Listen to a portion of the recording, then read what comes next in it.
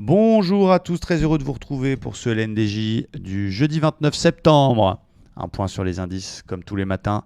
Les amis, cette semaine, il y aura aussi le retour du Top and Flop. Cette vidéo où je vous montre le plus beau et le pire trade de la semaine. Quoi qu'il en soit, du côté des indices, du côté du DAX, on est toujours très baissier. La tentative de rebondir est déjà complètement effacée quasiment. Regardez, on est en train de faire ce qu'on appelle un sandwich japonais. Donc on avale un rami. Vraiment, vraiment dégueu. Très très baissier encore. Au niveau des flux, 4 heures, on a tenté un rebond, mais on n'a jamais finalement cassé le vrai plus haut. Et on est toujours sur une théorie de dos très très très très baissière.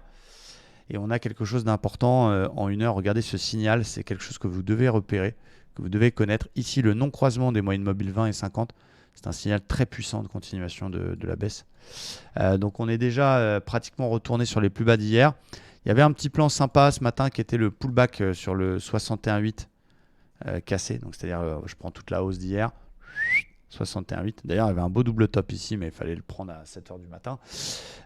Cassure d'OPR, cassure de 61,8, pullback et il repart. C'est-à-dire que si vous avez pris le 61,8 cassé avec un stop au-dessus du 50, vous êtes pratiquement déjà, pardon, c'était ici, pratiquement déjà break-even. Donc ça veut dire que c'est un trade qui devient gratuit. Je ne l'ai pas pris parce que on vient quand même d'une grosse baisse, on vient de perdre quand même 300 points en ligne droite. Donc prendre un trade avec un stop à 40 points quand on vient de baisser de 300 points, c'est quand même un peu couillu. Je préfère me concentrer sur les US et j'avais mis deux zones de short prioritaires. J'avais mis une zone un tout petit peu plus haut qui était le bas d'OPR. S'il était pullbacké les 80, là j'aurais pas hésité.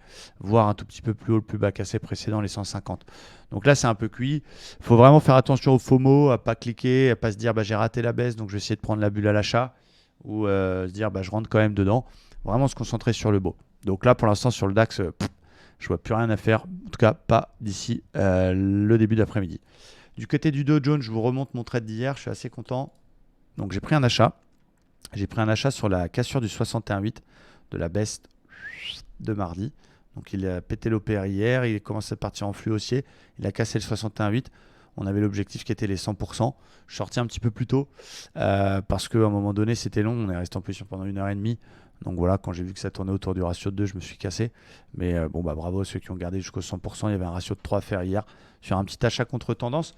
Là aujourd'hui, on est toujours très baissier. Le rebond d'hier, techniquement, il ressemble à un pullback sur le précédent plus bas. On est reparti à la baisse.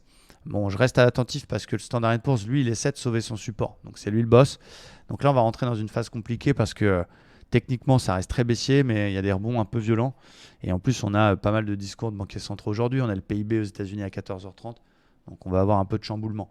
Quoi qu'il en soit, on est toujours très baissier avec des flux 1 heure, 4 heures qui restent quand même très très très vendeurs.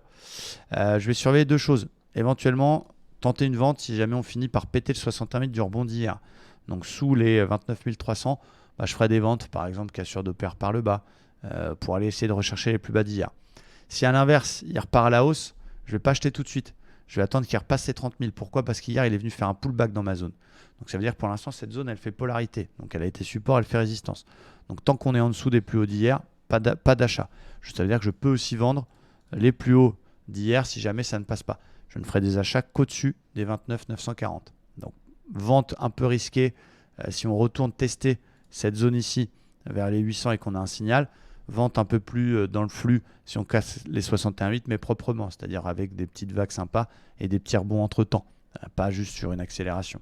Donc voilà, plutôt des ventes, surveillance des plus hauts, surveillance des 61,8 et si jamais finalement il nous fait une espèce de TE inversé, parce que c'est possible, regardez je vais supprimer mes tracés, il peut aussi nous faire une espèce de TE inversé un peu hors méthode parce que la ligne de coup elle serait ascendante, pardon, mais qui casse aussi les plus hauts.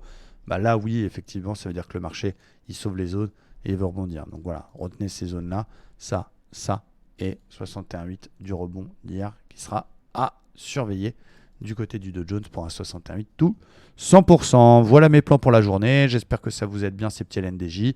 Merci à tous, à très vite. Demain il y aura le top and flop, dimanche le retour de prêt pour notre semaine de trading et très bientôt pas mal de surprises sur la chaîne. Donc n'hésitez pas à vous abonner. Ciao ciao.